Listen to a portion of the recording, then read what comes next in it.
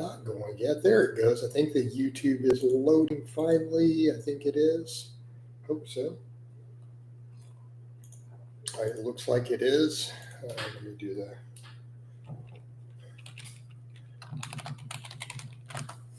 real quick. And yeah, so get back over to this YouTube tab. All right, guys. Hey, everybody. It's Jason Blaha here. Just getting my second cardio session done. I finished the training vlog. I haven't uploaded it yet. It has been rendered. Got all my screenshots from it. I need to make the thumbnail for it. I will upload it almost immediately after this. Once we finish this, I'll probably work on getting it up. And yeah, need to get on top of that. My food is cooking. My rice, potatoes, chicken, broccoli is going in the Instant Pot. So we're going to go hard on that today and just keep flowing with everything. But like I said, already really happy with the vlog. You guys will kind of see what I'm doing there. We're going to keep these strictly fitness because I am in Facebook and YouTube concurrently. This is going to have to be all fitness. I'm not going to entertain other questions. I'm not going to answer other questions, as I promise you guys. And I'll give people warnings. You know, people love to come in and say stuff like, I'm not allowed to. I'm like, no, you're allowed to first time, but then I'm going to give you a warning. The exceptions I will give are people who actually are giving me money. You know, if a client comes in, Ted likes to come in and go off topic, but he's also a client.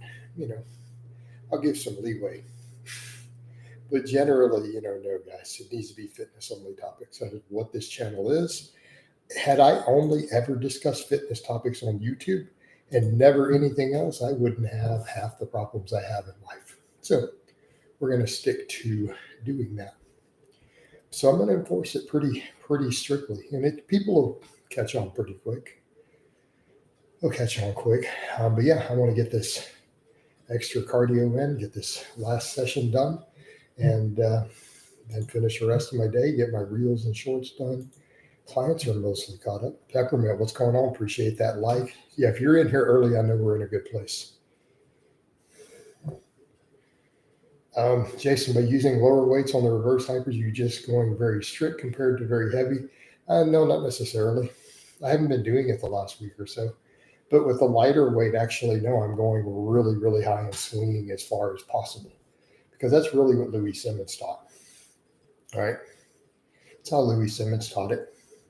I'm actually just taking the range of motion as far as possible and just letting it swing. Because that's how you're technically supposed to do it. Right? If you want to follow it the exact way Louis Simmons taught, it's not strict at all.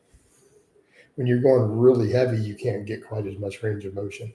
And you can't really swing it crazy because unless you got a big heavy one like I do.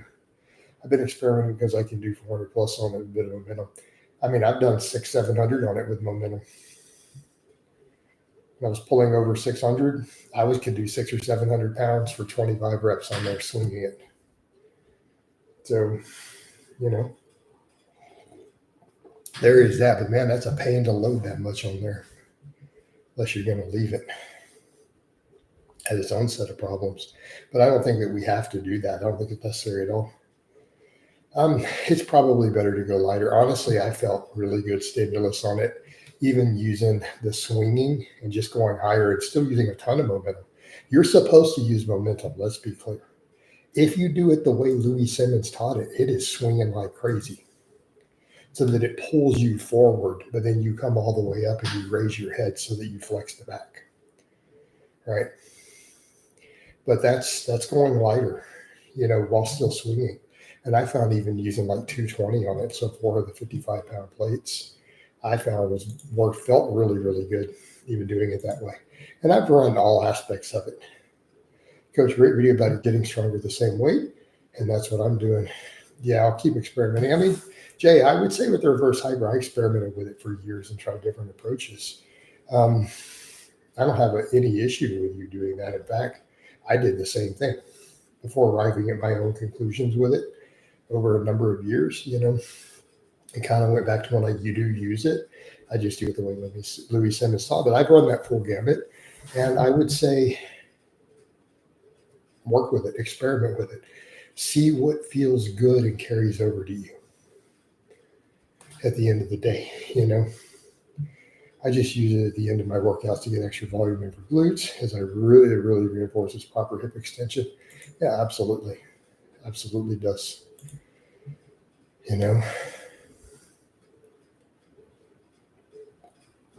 I'll eventually start working it back in. Joe, my weight hasn't gone down, so we'll adjust based upon. I'm gonna see what happens over the next week, though. If I take the sodium back down, I'm gonna keep the dietary fat extremely low, and we'll see what happens. But now I haven't lost any weight at all. I mean, honestly, the 210 was only happening when I was sweat on a walk and then would go weigh in the morning. All right. Peppermint, it's more than once. It's not just once. Multiple people are going to ask me every day, no matter what. I could probably post 10 posts saying what I weigh, right? I could give my morning weigh-in, and at least 2 people are going to ask in a live stream what I weigh. Even if I started routinely posting it first thing in the morning on all my social media.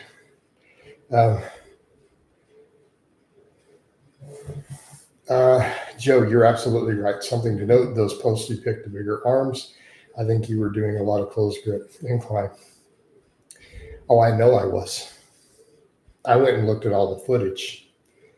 Dude, there's footage of me doing like 250, 255 for 3 and 4 reps closed grip on the incline. Like straight up. There's also clips of me doing triples with 205 on the push press, but it's only a mild push press. We're talking just like 3 inches of knee, 3 or 4 inches of knee drive. Doing triples with 205 and stuff and locking them all the way at the top.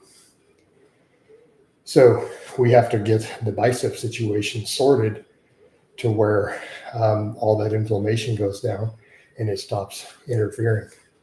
So I have to take out all supine work, But yeah, I mean, so when I look at that same time period, there's weighted dips, there's really heavy closed grip incline bench, really heavy closed grip overhead press. So my overhead pressing was pretty much thumbs at the smooths. So it's 16 inches also. And I mean, I was locking 205 for rep work with a little bit of leg drive, like doing triples and stuff. I got plenty of footage looking at it. I think I have one of them where I did like 215 for a triple when I was peeking through. But the same thing, I mean, doing rep work with 250, 255 on the closed grip. And I'm talking really closed grip, like 16-inch grip, But I was also doing weighted dips. I was doing lots of weighted dips. A lot of people debate closed grip incline bench better for triceps because it puts your long head.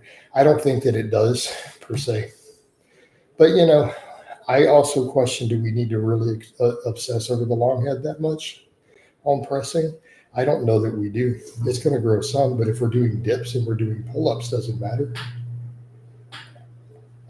Because don't pull-ups put that stress on the long head? Don't dips put stress on the long head? Technically, we can get all of our long head from dips and pull-ups, realistically, as far as needing a little bit more. But I don't think biomechanically the incline is going to hit the long head any harder than a flat. Now, it is a better shoulder exercise. So we've got to look at that closed grip incline. A certain weak point training will carry over to your overhead press. All right.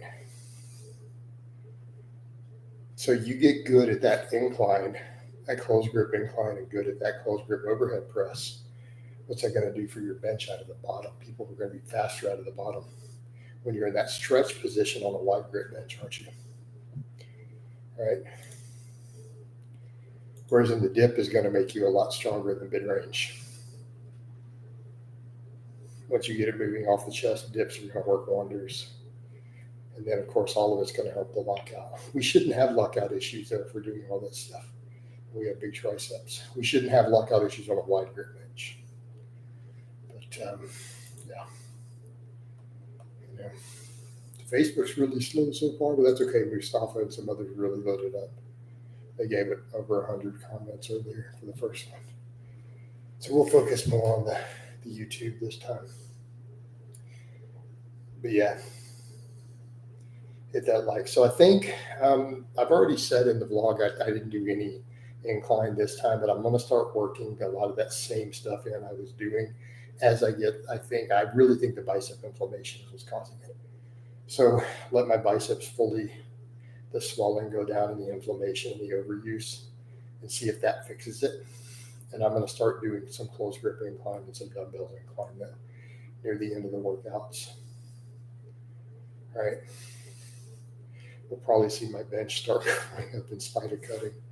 I'm hoping so, even more. We already kind of did. I just hit a 350. Keep in mind, before I started cutting, my best of the year was 335. It was slower, and it was with a belt and wrist straps. Richard, I honestly, I'm gonna have to talk about this 20 times a day. I can already tell, because I've already addressed it in the first stream, and I addressed it in the training vlog. So I'm probably going to have to discuss this 3 or 4 times a day, every day, for the next month at least. I have a feeling. So when I look back at when I started losing the range of motion, what was I doing? Because when I did no supine work at all, nothing, I had that beautiful lockout, and I had it for years. That's okay, Richard. So that's why we're in the stream. So I'm going to answer it. I'm just saying, just be aware. I already know I'm going to have to answer this upwards of 100 times, multiple times a day. I fully accept that, if I'm correct in my theory. So when did we first have some shoulder issues and then I lost the range of motion? When I had the impingement from the chin-ups. Why did I get an impingement from chin-ups? Because I had an overuse. I decided to do what Jamie Lewis and other people were doing, and let's do 100 chin-ups every day. I was 220 pounds. I was doing like 10 sets of 10 every day on chin-ups, 7 days a week, right? Then I started having a major shoulder impingement issue, and for a while I couldn't even lift my arms higher than this. I couldn't even go overhead. Really a problem on airlines getting my luggage out. Okay. So what I've been looking at is what some physical therapists noted, some other overhead pressers have noted. Guys like Winning have noted supine curls. And what have I been pushing? Supine, straight bar, all that stuff. Doesn't seem to be good for a lot of people's shoulders. And there's actually been multiple documented cases by physical therapists of them causing shoulder impingement directly, the actual curls.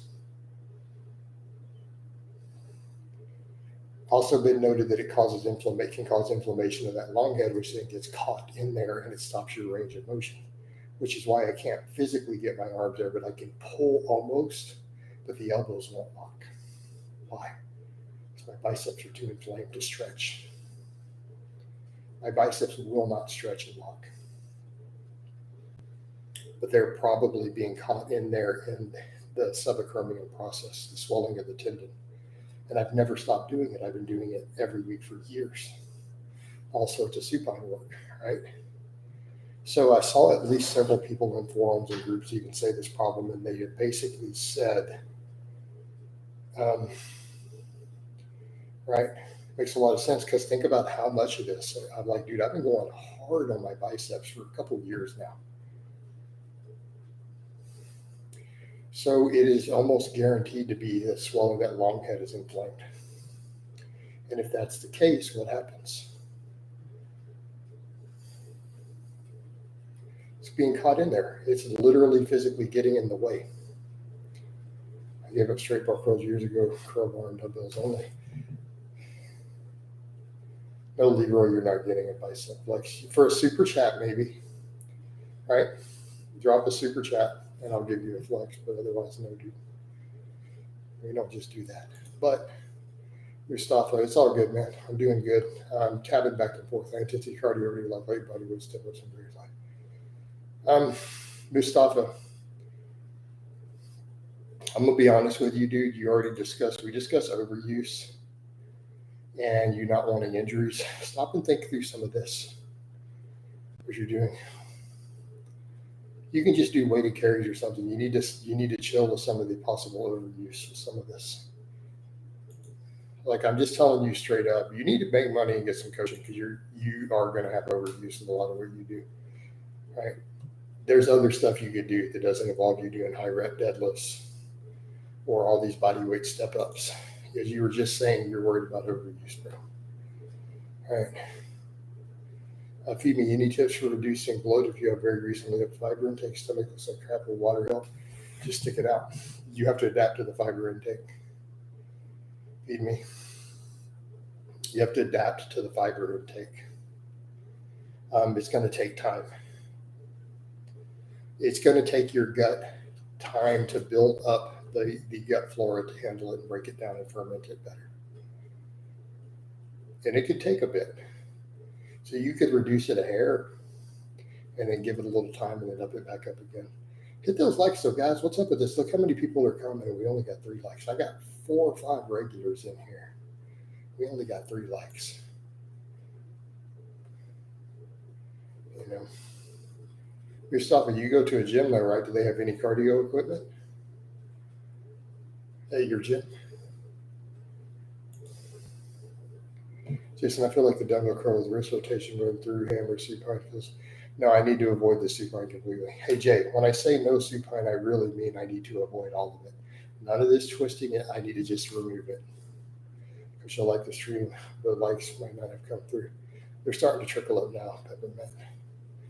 Hammer curl, but I'm not going to do any of the hammer curls this week either. I want to completely let all that. Oh, yeah, fair enough. I thought you were talking about for me.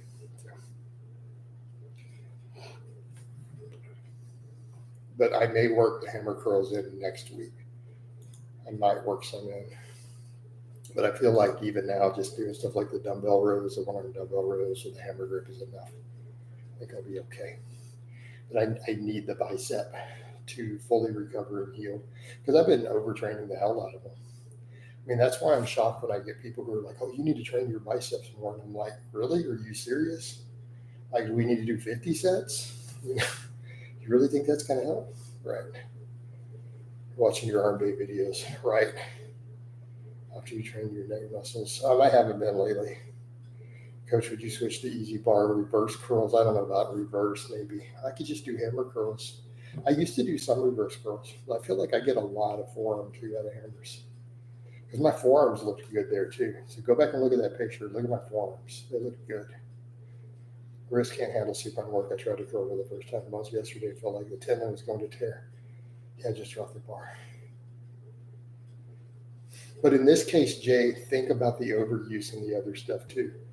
My biceps didn't look bad in that picture in 2016 at all. Like they weren't really, were they really a weak point? I don't think they were. And I wasn't doing any supine stuff. It was just pull-ups, hammer curls, stuff like that. Hammer curls were literally my only bicep exercise other than pull-ups and stuff. Rowing. I mean, do we count cleans?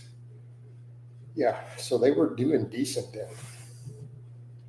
So I need to just take a page in that book and just accept that. Because I need to be able to overhead press again. Like that is a major weakness because it affects my ability to get under a squat bar well sometimes. Again, probably help my triceps more. I need to be able to overhead press. You naturally develop packs and legs with the arms. Yeah. Well, it's always going to be definitely a proportion thing. Because my chest and stuff has always been enormous. Like I was 13 years old. And even the coaches are like, we get you on the football team. Like you'd be so jacked, you know. Because my rib cage and my shoulder, like all of this was just, I've always been super thick in those areas. It's the biggest your arms have ever taped.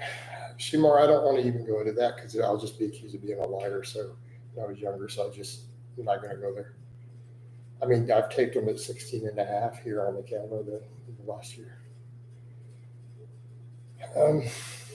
Hello, super dude. What's going on, man? I naturally have very wide shoulders, strong back and arms, but my pecs naturally, yeah. Well, there's definitely, but in terms of long term, that you can build everything up. You know. But by that same token, anytime you're really lean, your arms look bigger. And that's something I saw someone note too. I've seen people note that in their own stuff. They're like, my arms look bigger here, right? They're like, but they're an inch smaller. Like a guy did a 25-pound cut or whatever, and he was really ripped. Like he was down to, probably 8% body fat, right? 7, 8%, really small waist. And he pointed out, look at these two pictures. He's like, with me just kind of flexed and tense. And he's like, my arms, people are like, oh, your arms look bigger. He goes, but they are physically, he's like, I taped them before and after the cut. He's like, they're an inch smaller. He's like, they went from 16 inches down to 15, but they look bigger. Again, not a massive guy, more medium-sized guy. He got down really ripped, and he had a point. The smaller your waist is, the bigger your arms look too. All right. Yeah. What is a realistic limit for a natural's arm size at 10% body fat? 17 is extreme. A 17-inch bicep for someone who's 6 foot or I can't tell you 6 foot or taller because you're a freak already.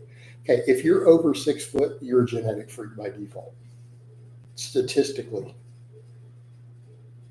So it's hard for me to gauge that and measure that compared to other people. I don't have an answer. But on average, the average guy will never, ever in a million years have a 17-inch bicep at 10% body fat, drug-free. The average guy, average genetic guy on 500 milligrams of test a week will not get a 17-inch, 10% body fat. I don't care how many curls he does.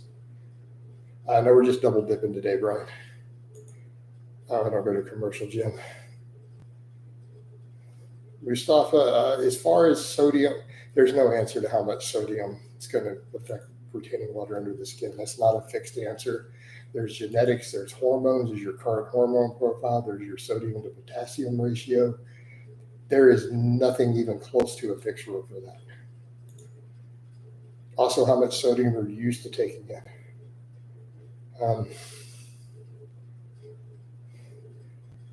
So, a realistic limit for 10% body fat for the genetically average guy might be a 15-inch bicep, to be fair. Drug-free. They're not talking guys with good genes, just average dude. All right.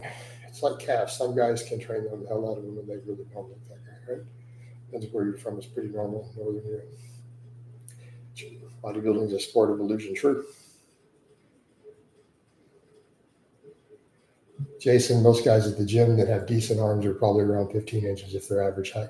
Yeah, if we're talking lean guys, average height, who aren't big, we're talking they're well under 200 pounds. A 15-inch arm looks pretty good on a proportionate guy. But, we're talking guys who are 170 pounds, 160 pounds, really lean. A 15-inch arm is going to look good on them. I think people aren't measuring as close as they think they are. Right? People noted that even Arnold, like when he was truly measured, like other experts and people come out and said Arnold didn't have over 20-inch arms. They're like, he literally had 19.5-inch arms while winning in the Mr. Olympia when they were really measuring them. So again, people don't have a context. Tender, so wart mount seems like everything under 18-inch arms is considered small, which is ludicrous. Right? So Mustafa, very low doesn't tell me, without numbers, that could be very dependent. And do you know where you're getting from all your sauces and everything? Keep in mind, a lot of people forget to count things in general from sauces and seasoning. And, yeah, it's insane to think Arnold had arms like, but that is big. That's massive.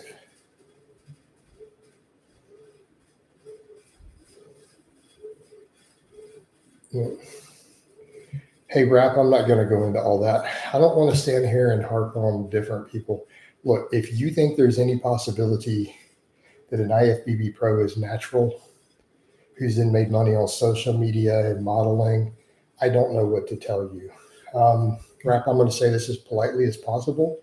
If you can be convinced of that, then I have some real estate I want to sell you I have some oceanfront property in Arizona that I will give you really cheap.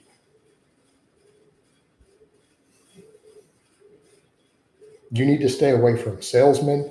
Definitely stay away from hustlers and con men, because you're going to get took over and over and over. Like, I'm just telling you straight up, dude. If you think there's any possibility he's natural, as an IFBB pro who's been a fitness model and an influencer, that's all you need to know about him. You need to be very careful of talking to salesmen in general, because you're going to get fucked. Like, you're really naive, dude. And I'm not trying to be mean. I'm just telling you, you need to be aware of your personality tendency. You're going to get conned really easy by people in general. They're going to take you, dude. They're going to take you for a ride in life. Just be aware of that. All right. Giving tough love, man. I have 14 is yard at 160. Fair enough, you mean? Isn't that from a George Strait Ocean? Yes, it is. No IFBB pro. Exactly. Dude's literally an IFBB pro. Men's physique IFBB pro. Was competing at the Olympia in Arnold. Just stop. Jason, I'm only 5'10 and weigh in a measly 170 pounds if people think I'm jacked. By most standards, that is. Are you a lean 178? The average person's going to think you're on something. Rat could be really young. He could be really young, Jay, but he also means he's looking at what he wrote. You know what? Con men like to take really young people. So it's time for him to grow up a little bit. So he might be a young guy. He might be 17, 18, whatever. It's time for him to grow up a little bit and get in the real world.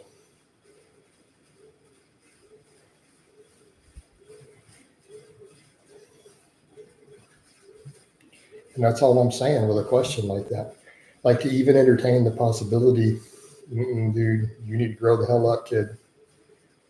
Like, you're up here still believing in Santa Claus and the Tooth Fairy. Time to be an adult. I have no idea. The gym game is filled with so many comments. I don't understand how people still fall for it. I don't either. Like, how do they still fall for it?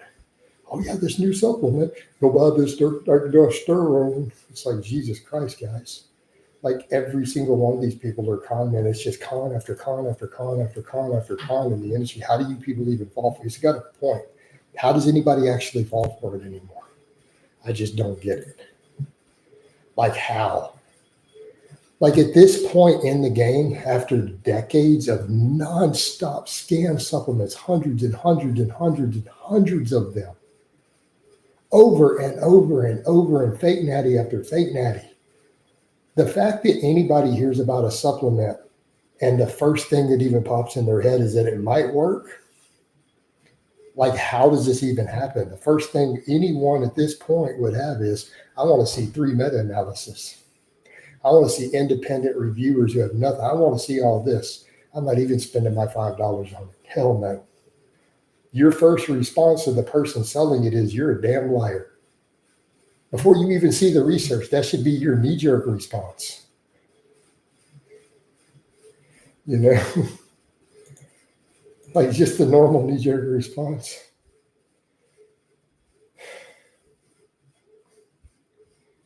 I then said it was BS, and his logic was, there was one guy in the Air Force that was a pro because they test that means he is natural. Oh, Lord. Yeah, there's a point where you just got to be like, yeah, dude, we ain't doing this. Oh, man.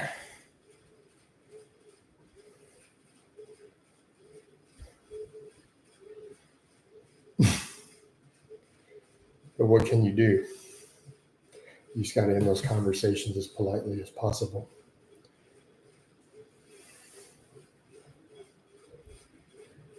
I think the gym attracts a lot of meatheads, but the gym attracts a lot of intelligent people.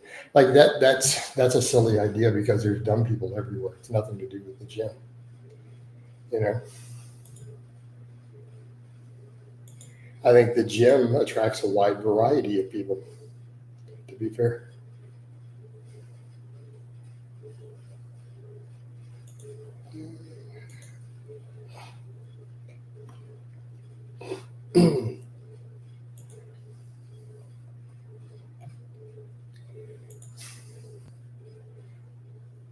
classically, lifting was associated with philosophical meditations, right? You know, what happened to where, as a society, we started separating our jocks and our philosophers? When did this happen?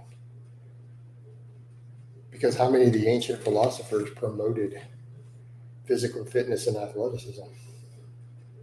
I just think you get a lot of young guys. Well, Jay, I get that, but they need to grow up real quick because they're about to get scammed.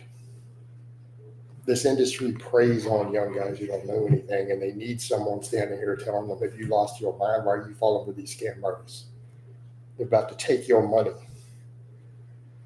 Stop falling for it. They need somebody telling them that.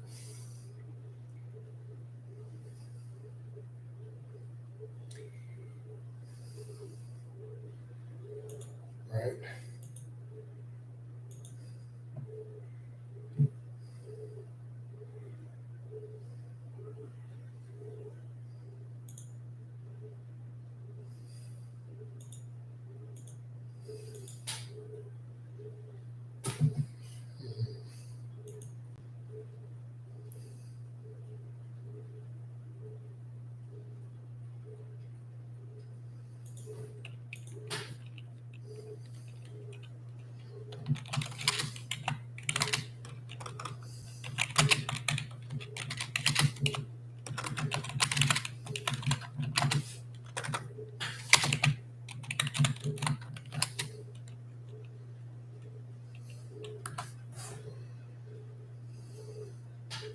All right, we'll get back over. The whole industry, including commercial gyms, are based around that hustling scam and artists. And it's sad because it really is something that is supposed to be so positive and can be positive and normally is, you know. I think it's just very unfortunate. You know, because fitness itself is such an amazing thing, right? It's just such an amazing thing, you know, and yet it's turned into this whole scam industry, unfortunately, right?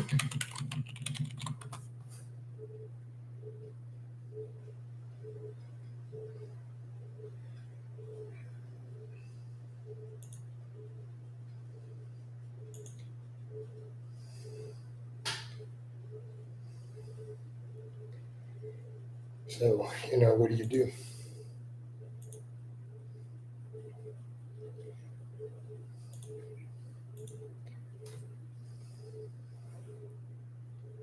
I don't understand this reference. All right, weird. I don't understand the reference, but I'm just going to get rid of it. Next.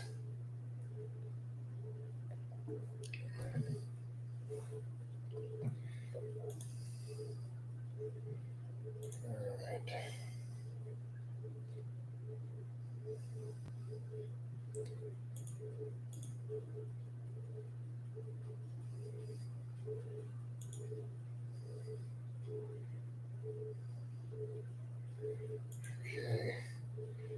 I can't stand it for personal trainers giving advice to the youngsters. I mean, if they know what they're doing, it's fine, G users. There are plenty of guys on gear who are great trainers.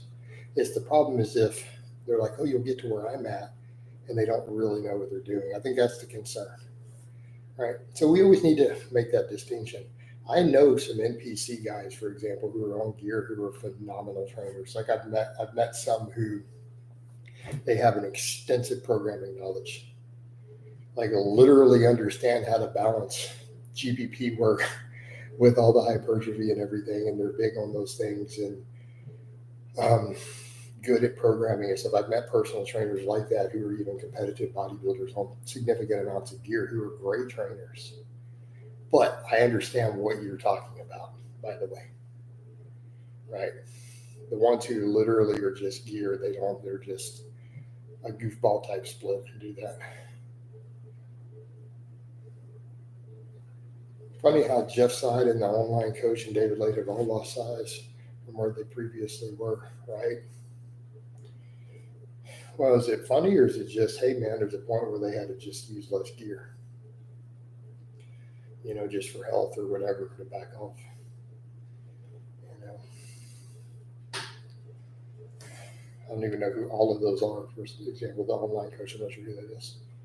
Most trainers don't know crap. That's what I've seen over the years. It ranges from comical to downright insane to what they put clients through. I agree.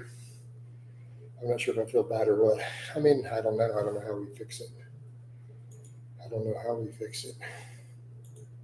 I don't know what the solution is to that. You know.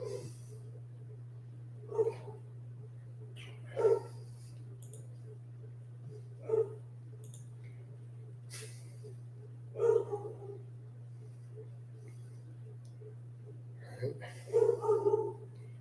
Fitness influencers take a lot of stuff, can't afford to shrink, can they? It would hurt what they're trying to do. Well, except that their fans just often accept it, right? Their fans often accept it and just overlook it. Plenty of them do. I mean, examples of some of those guys. But it is a problem, isn't it? You know? Commercial gyms use a training thing as a money-making scam for sure. Very sketchy tactics sometimes. But I mean, they need trainers, and sometimes they can't always get the budget or whatever to get the best trainers always. But a lot of times you see the mom and pop gyms where they're very knowledgeable owners who are lifters and they train people too. You see more of that. That tends to be really, really good. Right? And you'll see some good trainers who really have a long time in the game. But they're usually they own the gym. And then they're careful with who they bring on the staff a little bit. But that's a little different than the big, like you're thinking the commercial gyms. You know, looking a little good from a little gear, getting a cert, and they're good. I have no idea, Rap, what percentage of I don't know. I would need to go look at it and follow it to even determine that. Jay, they're common. They're just not as common, obviously, as the commercial gyms, to be fair. There are definitely plenty of them out there. You know, but that's what I would say to people. Maybe that's where they need to go for finding trainers. You know. But again, yeah, the personal training industry itself has its set of problems. You know, I think we all agree and understand that.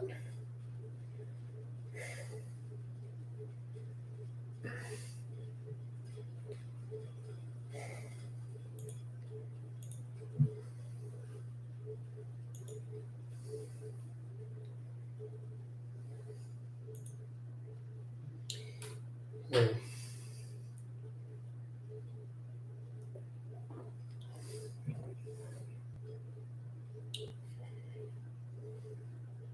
It's all to generate profit with these, but it's most businesses.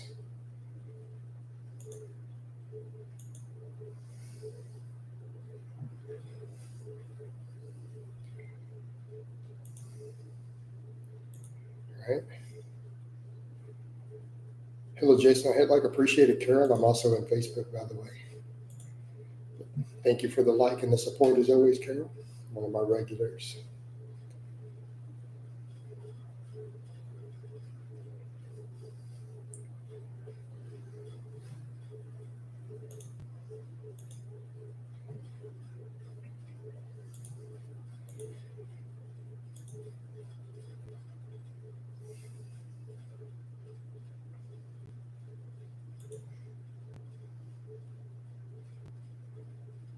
What I mean is they'll engage in shady tactics for delivery and properly training staff have the knowledge training center. Fair enough. Coach, ads aren't coming through for this live. What do you mean they should be? I set all the settings. I don't know. I think in Sweden, gym goers are tested for roids. Are you in Sweden? Like, what relevance is that? Do you really think that's a good use of government money? I am absolutely not wanting my taxes that are already theft to go towards testing lifters for steroids. Oh man, I would protest that in a heartbeat. If I had the space or money, I'd have my own personal gym with turf area, machines, etc. There you go.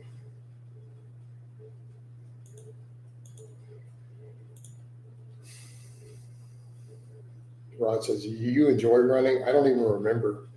Like, no, I didn't necessarily enjoy it. I did what I had to do to lose weight. Makes sense. For me, it was just simply a method to get in shape and lose weight. I can't say that I necessarily enjoyed it. It was just became what I thought I needed to do to lose 150 pounds. Makes sense? I don't know that I enjoyed it per se. Specifically, not as much as I enjoyed lifting, that's for sure. Once I discovered lifting, it was like, oh man, I kind of quit running at that point. Once I developed a love for the barbell.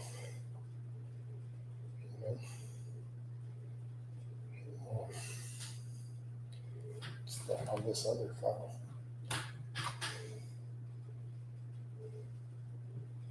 Some sort of scam thing.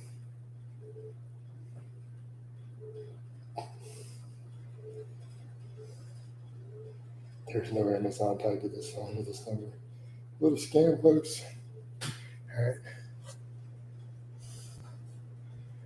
Great short video about the products when we were shopping. Yep, there we go. About to hit the gym with some Black Sabbath and Ozzy. There you go, man. You got to give a little bit of a tribute. You can do it in the gym for sure. You know, that's still fitness related in this context because you can use it as gym music, training music. You know, I think that works in this case.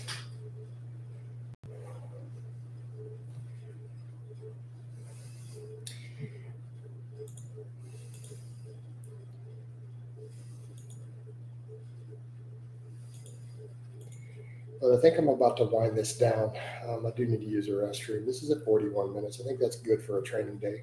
We'll go hard tomorrow. So let me wind down the Facebook.